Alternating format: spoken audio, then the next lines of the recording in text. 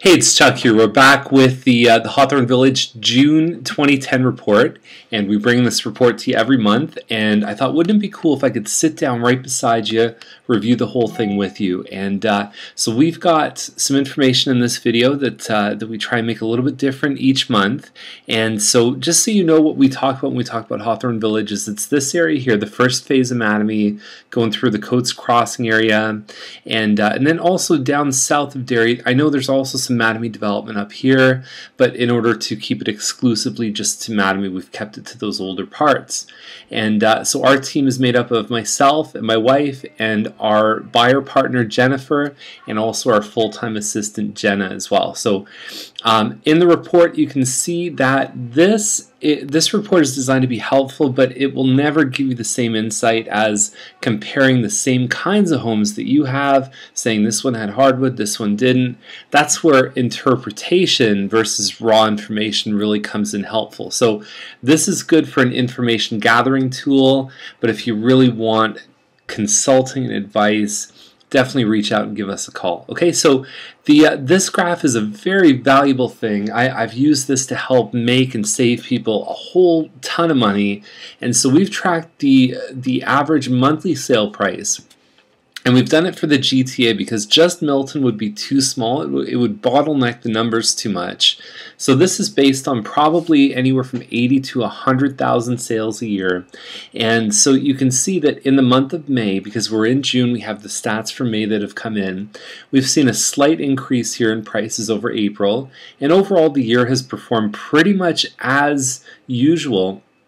Actually, maybe even a little bit more appreciation than what we usually see, and I think that's a large result because there's not as much supply, but there's very hot and cold pockets, especially in Milton, and we'll talk about that in just a second.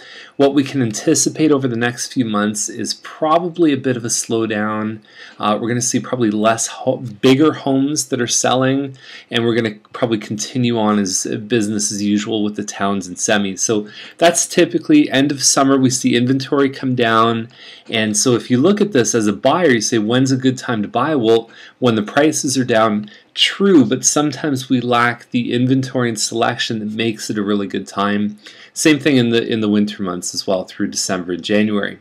So I think that's what's coming up. I don't think there's a lot of changes in interest rates. I think we're balancing the effects of trying to keep the dollar at a stable level, and also keeping our industry healthy. So I think we're probably going to see, at least for the next couple months, not a lot of drastic change in interest rates, although it's looming, and it's been looming for a long time. Now, going down to drilling down to a little bit more specific, we've got townhomes, 42 active listings in May, 38 sales, and for the last 2 months we've had almost a complete 100% sale ratio, down to about 90%. You know, I wouldn't look too much at the average sale price because I think that can fluctuate just based on the kinds of homes that have sold. But look at this too. So the average percent of list is people are getting basically exactly what they ask for it. And so what I always say with these homes, whenever you see these kind of ratios, it's not if you sell, it's what you sell for, and having the right plan, the right marketing and strategy can make you, on a townhouse, $5,000, $10,000 more in some cases. It really is a dramatic difference. And so semi-detached, same thing, 31 listed, 31 sales, and they've been very, very active, 4 months straight of everything listed, everything sold, and we're seeing a pretty tight percent of list price. Now, detached looked like it improved a little bit, and I think that's more a function of just not having as many selection, but there's different hot and cold pockets, like I said. So one of the colder pockets right now is that kind of 550 to 6 range, because we find people are going up into the 6s, or we're finding people are being pushed down. And the other factor that I'm seeing, a lot of really good double-car garage homes coming out for less than 500, and that's changing the whole game because the guys above them are competing, you know, and they're kind of sitting there, and this stuff at $499, $480, and it's starting to push the detached single-car garages down. We're seeing that people are getting a little bit pickier up in the higher price ranges, $650, really nothing going on over 7. There was 2 sales last month over 7, and it's very competitive, quite a few listings. So that's just what we're seeing as a general trend in Hawthorne Village and in Milton right now. Okay, so the last month we can see the actives, the sales, still pretty healthy. Average days on the market 16. That's mostly fueled by townhomes, because a lot of the detached homes we're talking about 2, 3, 4 months is starting even to become normal, especially in the higher price ranges. Okay, so year to date we're at about 18 days on the market and still a pretty tight list to sale price. Now, we've had some nice people that have said some great things about us. We've been doing this report since 2005. We took a bit of a break when we had our first child, but there's been a lot of people who have called us based on the way our approach of leading with the giving hand. They really appreciate that, and then we've really knocked it out of the park for a lot of people. So have a look at these here. There's some nice testimonials. There's a link to the PDF somewhere on this page as well. What's currently selling in Hawthorne Village, obviously this is a transient thing. We put it in the report.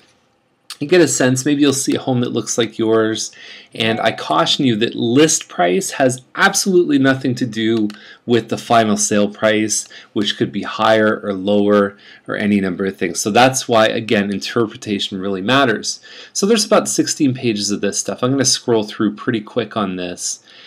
And I'm going to put a new page in. I'm actually going to show a new page that we just started putting in the report. Wow, that's a lot of pages. Okay, so here's how to find out what homes are really selling for. So we have what's listed. So that's a good indicator of your competition. Do you have a lot of homes? Are you thinking about listing at $449 and there's 12 other homes listed, in which case you may have a bit of a tough time? The other side is to look and say what's sold.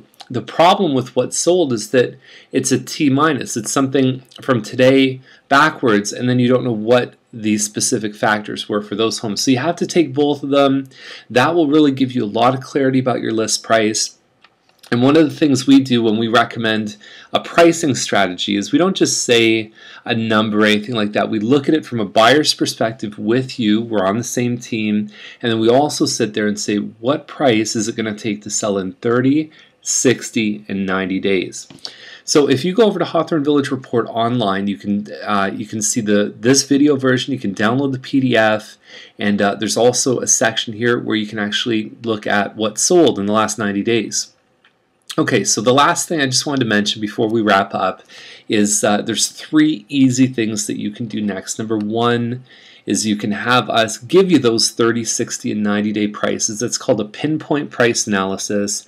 And what I do, because there's a lot of people in real estate that tell you what you want to hear instead of the truth, is we're going to guarantee to sell that home in 60 days or less when you list at the 60-day price, okay? So the next thing is the room-by-room review. So we have a 16-page book. We bring it over. There's a list in the back, and there's 3 categories: don't do, could do, and must do. And so we're going to actually analyze and say what are the things that you need to do and to create a vision for each room that's really going to maximize your results. And the final thing is that we have an email list of about 6,200 people. I've often sold homes without even putting them on the market. We sold a home in 13 hours on Friday. And why I can do that is I have such great reach. We've got about 300-400 clients in town that we can oftentimes put things in our newsletter. Great scope without even using MLS.ca.